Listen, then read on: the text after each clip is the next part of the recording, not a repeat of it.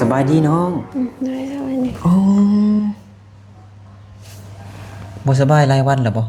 โดยแล้วโอ้คิงฮ้อนอยู่เด้จุ๊คิงฮ้อนอยู่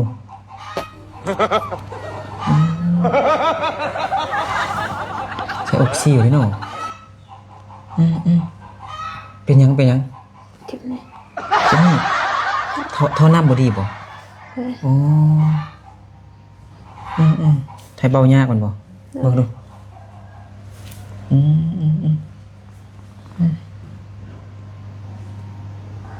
เดี๋ยวโมลองกวดเบิ่งก่อนเด้อว่ามันเป็นอะไรแท้ท่อน้ำนะเด้อแต่ขายาก็แพงอยู่เลย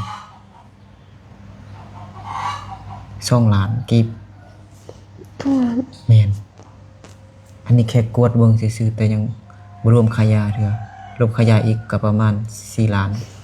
4 ล้านแม่นติดหนี้ก็ได้ติดหนี้นะเดี๋ยวท่านหมอเบิ่งก่อนท่านหมอก็เอายามาลายหมอนี่เอายาสเปรย์มาซีดบอลทีเป็นบาเป็นเพนะเป็นน้องเนี่ยบ่เป็นบาเป็นเพเนาะดูท่านหมอเบิ่งดู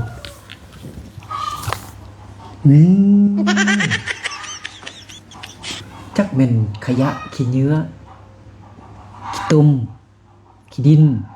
เต็มเลยเบิ่งท่านหมอมีสเปรย์วันนี้ต้องได้ซักยาเลยแหละ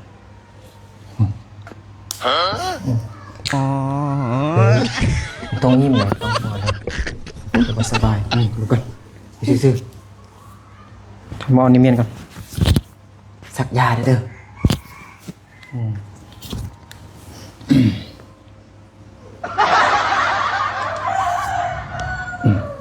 ซักยาเบอร์ 1ก่อนเด้อกันเม่นเด้อ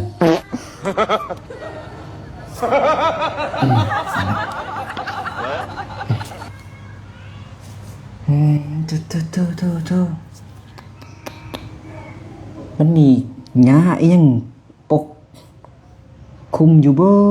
ด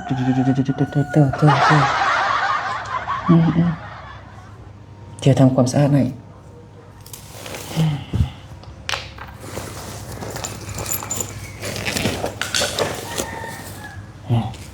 มาไต่โจมาไต่หูไปโอเคหมอใส่ยาให้แล้วเด้อพักผ่อนวันนี้เด้อเราสิติดหนี้บ่หรือว่าสิจ่ายเงินให้หมอตอนนี้เลยติดหนี้ติดหนี้จ้า4 ล้านบ่จ่ายให้หมอจักครึ่งนึงก่อนบ่มีเพื่อโอ้บ่มีเงินเถอะติดหนี้ก็ได้เด้อเดี๋ยวหมอสิลดให้ดอกเด้อลดให้3 ล้านเด้อเลยเข้าใจเหลือ1 ล้านกีบเด้อ